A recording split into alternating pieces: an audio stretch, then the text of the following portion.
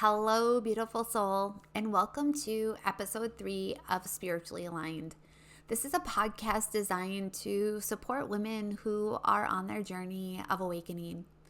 Over the next several months, I'll actually be dedicating my time and space and energy on this podcast channel to support the divine feminines on the twin flame journey. So if you're wondering if you're on the path or if you are a divine feminine on the path, then I invite you to join me in this week's episode because we're going to be diving into the mistakes that I've made on my journey. But before we do, I want to introduce myself. My name is Melissa and I'm your host. I'm a Reiki master, a spiritual guide. I'm the divine feminine in my twin flame connection. And for those of you that are into human design, I'm a 3-5 emotional projector. And what that means is my soul loves to explore and experience all that it can in life. So my mind likes to think that it takes a long way to get to wherever it's going. But along the way, I get to learn so many different things. I get to learn what works and what doesn't work and share my wisdom that I've gained on my path with you. Because my goal with this podcast and with actually any social media platform that I have and with my clients that I work with is I want you to discover your truth regarding this journey and to take whatever resonates with you and start applying it to your journey, because many of you are at a point in your journey where you're no longer needing to learn things the hard way or to try to figure things out. And part of your lesson is to take what others are teaching and what they have learned and to apply it to your journey so you can have a journey that's full of ease and grace, compassion and understanding both for you and your beloved. And so in this week's episode, as I mentioned, we're going to talk about the mistakes that I have made on my journey. But before we do, I want to give you a little bit of insight because I put mistakes in quotations because I don't believe that there is any mistake. There are no mistakes and everything is orchestrated and happening perfectly. But my ego likes to think that they're mistakes. But if I never experienced these things, I wouldn't have learned what it is that I've learned, and I wouldn't be able to pass on this valuable information on to you. And second thing too is if you are quote unquote making these same mistakes, it's an opportunity for you to stop what it is that you're doing and try something different and to take what resonates with you and start applying it to your journey. So let's start diving into these mistakes. And when I talk about these mistakes, they're in no particular order. One isn't worse, quote unquote, than the other. They just simply are. And when I was thinking about what it was that I wanted to share, these were the things that were coming to my mind. And when I talk about these mistakes, the reason why I call them mistakes and why I want to talk about these things, because these same things were actually things that I was doing that was clouding my intuition. It was like they were putting layers upon layers upon layers of my intuition. And I wasn't able to access my intuition or hear it in the way that would help me create some change. And I feel like many of you are at the same point in your journey. And we'll talk about some ways that you can start re-accessing your intuition and how you can let go of some of these things so you can hear your guidance. You can feel your guidance and knowing from within. So let's start talking about these mistakes. So the first mistake that I made is I tried to be perfect. And how many of you struggle with perfectionism? I know I struggled with this for a really long time. And by me trying to be perfect and hiding these things that I didn't want, in particular, my beloved to see, it was a protection mechanism for me, because I thought if I am perfect, if I show up in a certain way, there's no way he's ever going to be able to trigger me, right? Because let's face it, who likes to be triggered? No one does. It's not fun while you're in the depths of it. But once you come out of it and you see what it is that you got to see through that experience, accept that part and heal, you're then able to transform your reality. And that's one of the most beautiful gifts that you could ever give yourself. But I also too was trying to be perfect in so many ways, because that's one of the things that I always thought I needed to be in order to receive love. But remember, whether you were awakening or on the twin flame journey, you're here to know your worth and to know that you are loved unconditionally by God. And when you unconditionally love yourself for everything that you have ever gone through, flaws and all, as others would say, your reality will start to shift, and you'll be able to begin to see the beauty in some of the messiness that this journey can bring. You start to see the beauty and the gifts in some of the things that you used to think were painful. The second thing that I would say would be a mistake that I made was obsessively binge watching. And I mean, there could be days where I would spend 2 hours or more watching collective twin flame tarot readings. This is one of the worst mistakes I made, because it was giving me false hope in terms of my journey. It actually took me off my path, and I stopped listening to my inner knowing and my intuition. Because remember, as we begin to awaken and we start peeling back these layers, our intuition starts to rise, and we need to start taking action and really listening to our intuition and being open to the guidance that we receive from our spirit guides and the divine and our higher self. And when I was watching these tarot readings, it was clouding all of that, because I was accessing and trying to access information and guidance outside of me. And I did this for a really long time, probably my first year of my journey, when I found out that I was a twin flame and I found out that I was awakening. This all clouded my judgment, and it ended up making me feel lost. I felt confused and I felt overwhelmed, because we have to remember, when they're doing these readings, it's a collective reading, meaning that it's an overall energy that they're feeling from a group of people.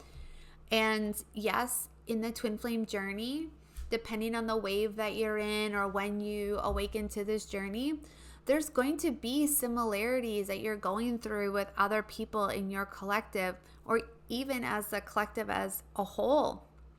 Regarding twin flames, we go through a lot of the same things, because we're here to clear templates. We're here to break generational curses. We're here to show others how to do relationships different, which means that we have to do things differently. And so with these collective readings, they can give you false hope and end up getting you off track.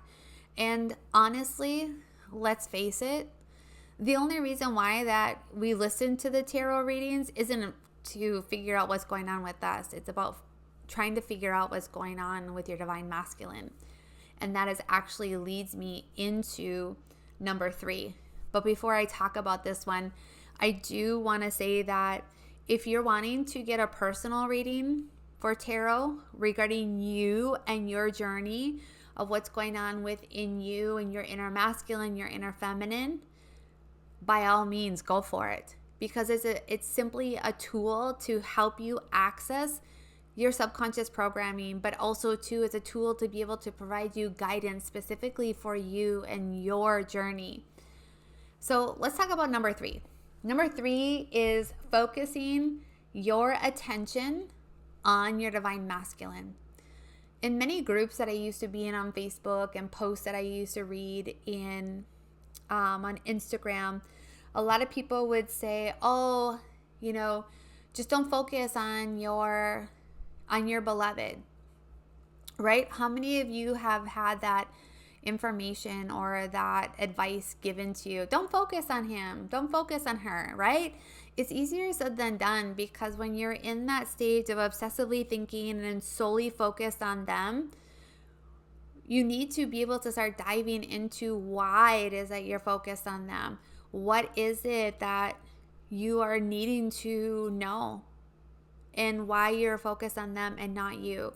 Because when you turn your focus on the divine masculine, you're taking your focus off of yourself. You're ending up, putting yourself second. You're abandoning yourself, and oftentimes you're also rejecting yourself, and you're confirming to yourself that you're not as important as your divine masculine. But here's the thing that I have learned through connecting with so many divine feminines on this journey is that when you're focusing your attention onto your divine masculine, most of you are trying to figure out, what is he doing? Who is he with? What is he thinking about? What lessons is he learning? And why is he needing to learn this lesson? And the list can really go on. And be honest with yourself. Is that something that you're doing right now? And if so, it's just an opportunity to say, okay, you know what? I'm bringing awareness to this and saying to myself, I no longer need to be interested in what it is that he's doing. Because remember, the more that we're focused on what he's doing, why he's doing this, trying to figure out his lessons, that also puts us in the chasing energy, which is a pushing energy. So you're pushing him energetically away. But not only that, you're taking valuable time and energy away from yourself. And in my opinion, time and energy are the two most valuable things that we have as human beings.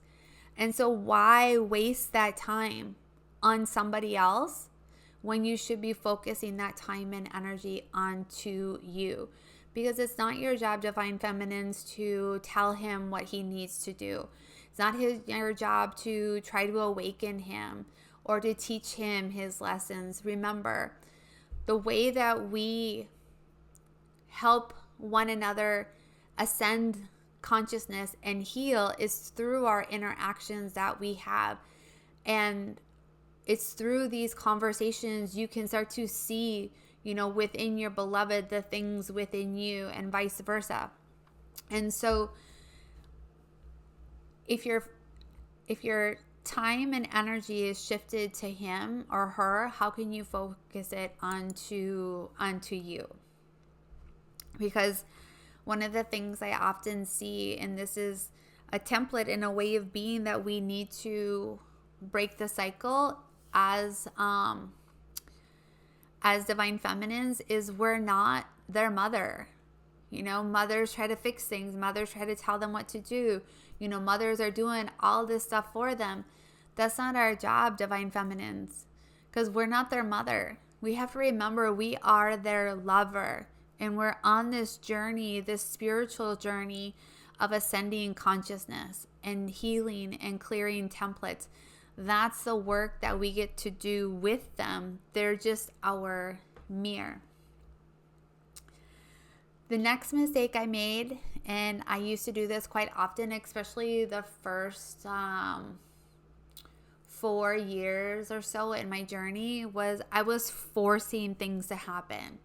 I would know certain things that we needed to work on, and I would force us to try to work on it. Or I would force him to try to see me, or force him to try to talk to me. Remember, as divine feminines, as you heal more and you peel back these layers, you start to learn that it's not really your job to make things happen. It's your job to receive. It's your job to be the nurturer. It's your job to flow, and it's your job to magnetize and attract things into your reality. Your masculine should be the one that is making things happen. And yes, you will hear me oftentimes say, if you intuitively know that you should be reaching out or intuitively doing something, by all means, honor that intuitive knowing that you have, because in my opinion, there are no rules in this journey, because, well, according to the twin flame community, there is, but I've broken every rule and I'm still here on this path, and I have a really great experience on this journey. And I just want others to experience the same. So let go of trying to force things to happen. Let go of needing to control things. And if you are trying to force things or you are trying to control things, I want you to just take a moment and, grab your journal, grab a pen, and start writing about this. Ask yourself, why is it that you're wanting to control this journey? Why is it that you are forcing things? And just start writing from your mind and continue writing, and start writing from your body and your heart. And you'll start to be able to peel back the layers and really get down to the root cause of why you want to force something and why you're wanting to control. And most likely it's because you're lacking trust within yourself, lacking trust within the divine, lacking trust within your divine masculine. And these are all opportunities to continue to dive deeper, to peel back the layers and access the gift of what is wanting to be seen. So you can accept this part of you and you can heal, which then allows you to transform your reality.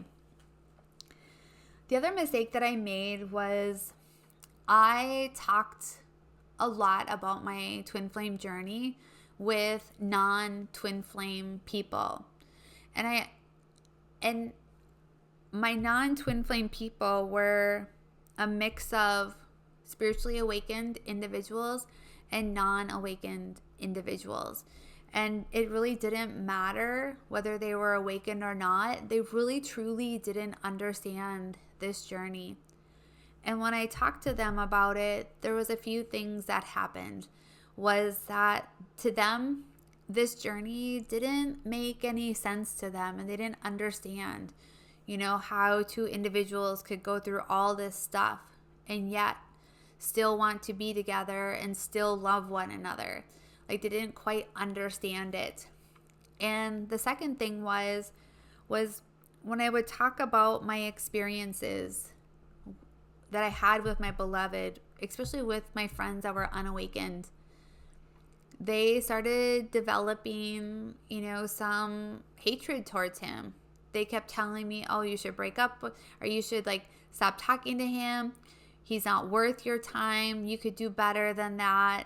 And as we all know, they are us in another body. And it's how could you walk away from yourself?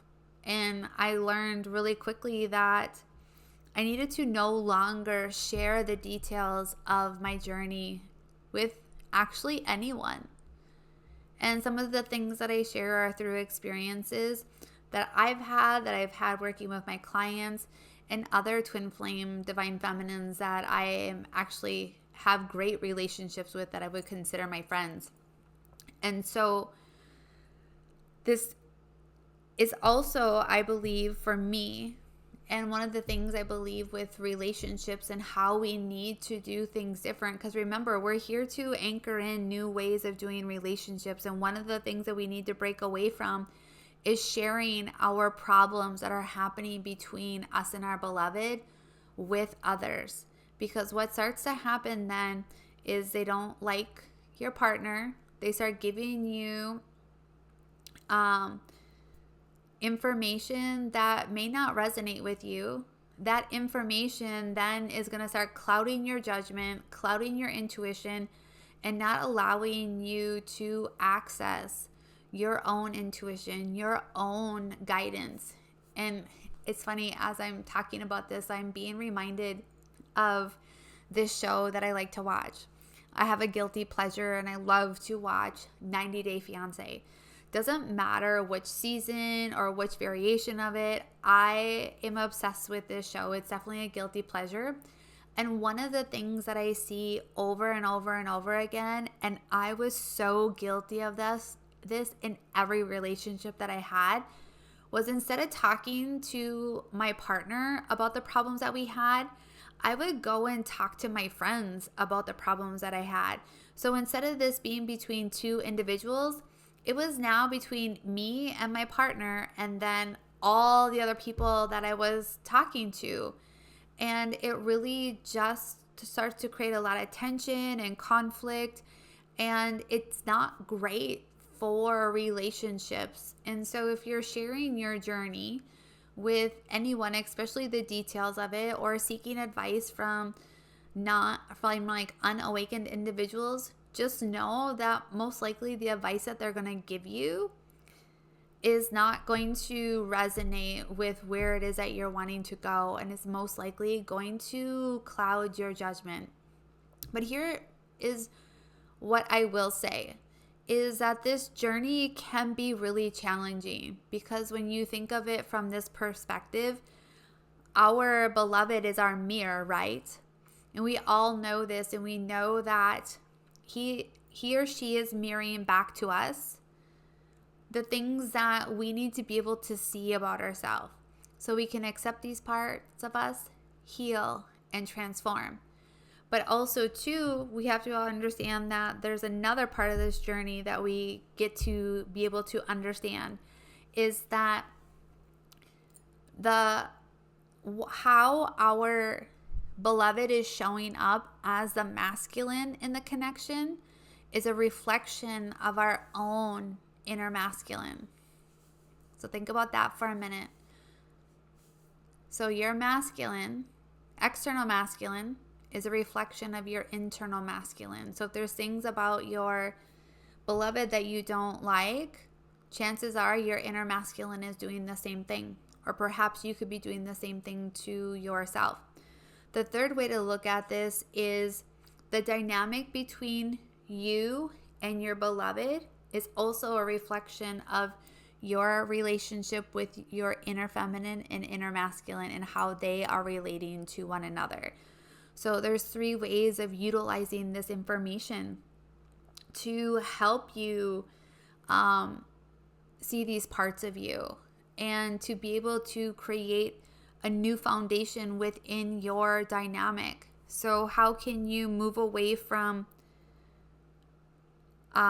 talking to your friends and family and turning within? And also, too, there are times when I know that I was on this journey and I wasn't able to see what it was that my beloved was trying to teach me. Because let's face it, sometimes how these things are brought to surface, it feels like they're talking in code or speaking another language, right? And what I've learned is part of it is due to the fact that there's so much emotion connected to our dynamic, right? And we're super passionate about it. And because it's very personal as well, sometimes it's hard to see what it is that we need to learn or how to navigate through this journey. And if you're struggling, then I encourage you to find somebody that can support you on this journey. Somebody who is on the journey, that is a coach, a mentor, or a guide that can help you see these things and help you navigate through this. There is nothing wrong with that. And actually doing that for myself was one of the biggest gifts that I could ever do for myself. And that's when I actually was able to re-access my inner knowing about this journey and to fully get back onto a path that is so aligned, where it feels really expansive, it's nourishing, it's supportive, there's compassion, and there's this deep understanding between us. And so if you're needing that guidance, seek that guidance from somebody who really resonates with you, that can help you on the journey. Next thing is I made the mistake of blaming my divine masculine for so many things on this journey, right? How many of you can relate? I'm pretty sure you can, because I see this a lot, is we're blaming the masculine for so many things in our journey. But the reality is when we're blaming others and not taking responsibility for what's actually happening in our journey, we get caught up in the victim mentality, right? And we're not taking responsibility. And when we don't take responsibility, it's like we're letting ourselves off the hook and saying, oh, this isn't my job. Well, guess what? Like, yes, we both have roles in this journey, but if you are the divine feminine and you are the one doing majority of the healing, your job and role right now is to do a lot of the healing and to be the one that says, okay, I can see this. I'm going to drop from my mind into my heart and into my body, and I'm going to connect with the part of me that is doing the same thing. And you have to remember that your divine masculine is just playing his role in this journey. And you have to remember that you are the main character of your movie. And your divine masculine is like a supporting actor in your movie, not the main character in your movie, but a supporting role. And maybe depending on where you're at in your journey, they might be just making a cameo appearance every once in a while, and that's okay too. But so many of you are blaming him for things that are happening in your reality, when the reality is you need to take responsibility for this, because your subconscious programming is actually orchestrating the things that he does and says to you. So think about that for a moment, because you have to remember that our subconscious programming is what orchestrates 95% of what happens in our reality. So our limiting beliefs, our conditioning, our programming, the templates we incarnated to, and so much more live and reside in our subconscious brain. And that then projects out into your 3D reality and calls in, invites in certain behaviors. So if you have the belief, let's say, that all men cheat, well, guess what? You're going to see all around you every man cheating. And when you can start seeing that and be like, oh my gosh, every man around me is a cheater. So what is that showing me about me? Some of you might say, well, it's going to say that I'm a cheater, but I'm not. No, it's not saying that. It's saying that you have a limiting belief that says all men cheat. And you have to remember, whatever your beliefs are, your subconscious mind is going to attract that into your reality. And it's like God saying yes to you. Because remember, God says yes to everything. Oh, you think all men cheat? Okay, I'm going to show you every man cheats. Or you have the belief you have to work hard for your money. God's going to say, okay, I'm going to grant you that wish. You're going to work hard for your money. So remember, your external reality, your 3D reality, is a reflection of your inner world. Your feelings, your trapped emotions, your traumas, your wounds, and your subconscious programming that is based on your limiting beliefs and conditioning. So where is it that you need to stop blaming your divine masculine for things and start taking responsibility for what's happening because of your beliefs and conditioning? And we both need to, or both parties need to also begin to realize that this journey isn't easy for either one of us. Doesn't matter if you're the divine feminine or the divine masculine in your journey, both roles are very challenging. We have our own challenges, and we're just playing the supporting roles in each other's movies. So I hope that makes sense. The last thing that I have two more.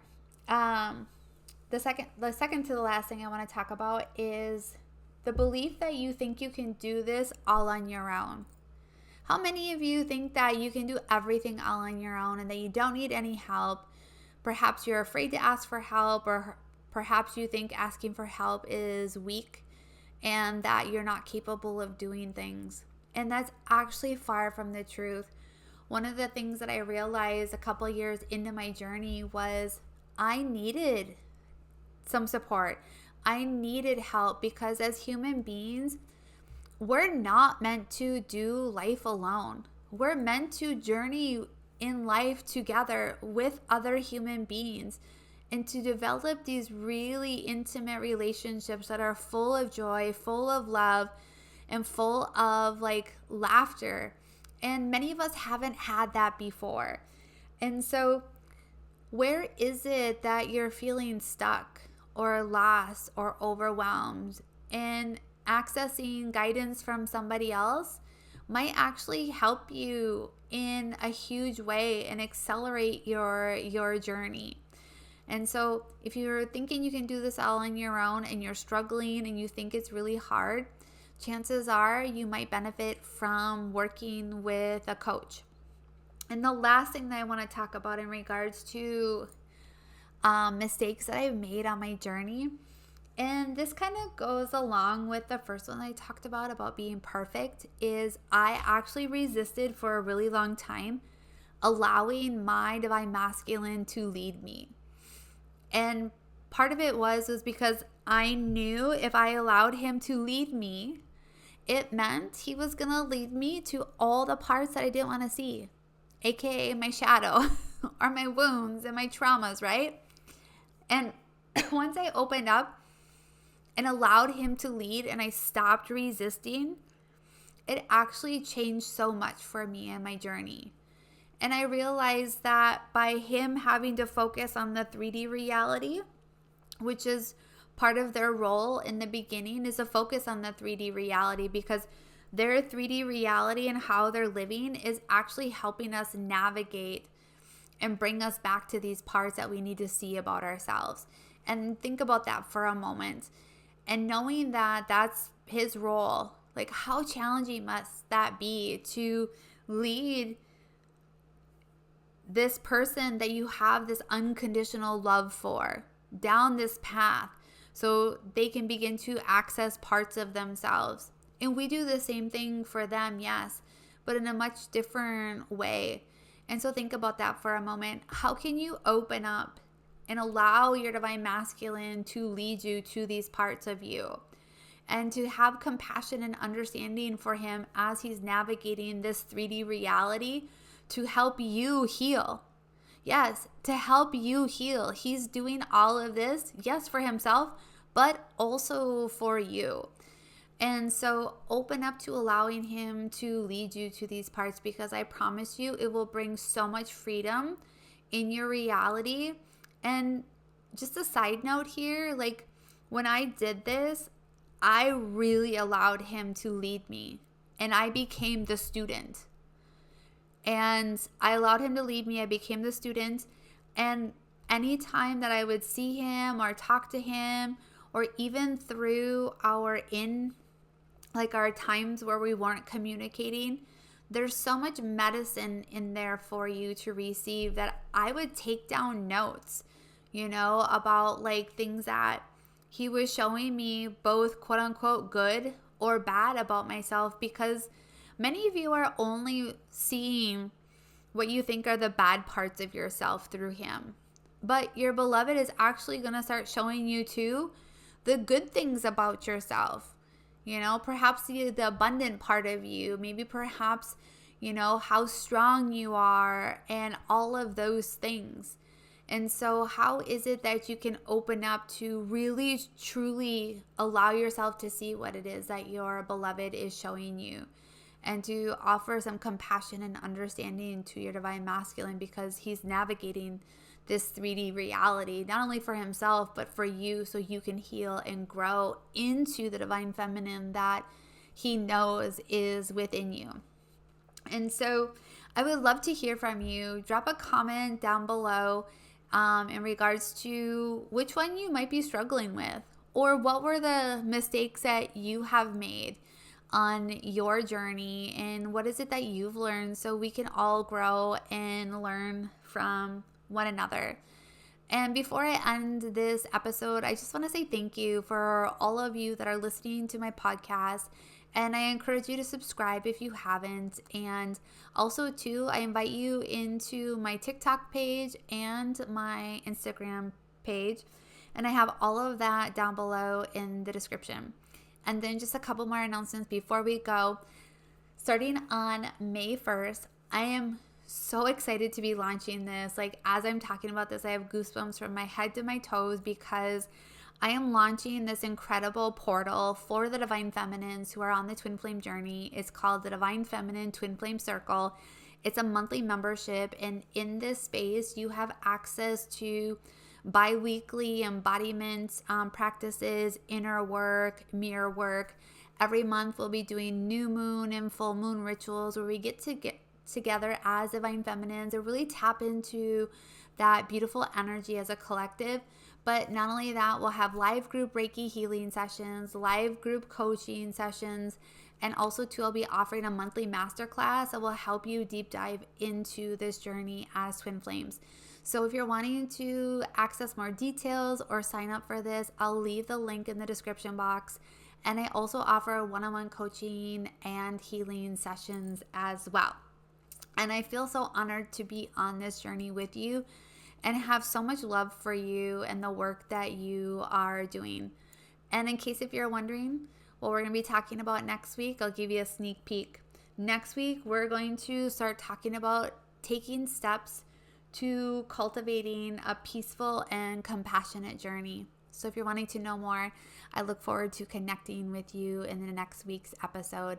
And my friends, I'm sending you all so much love and light, and so honored to be on this journey with you, and can't wait to connect with you next Friday.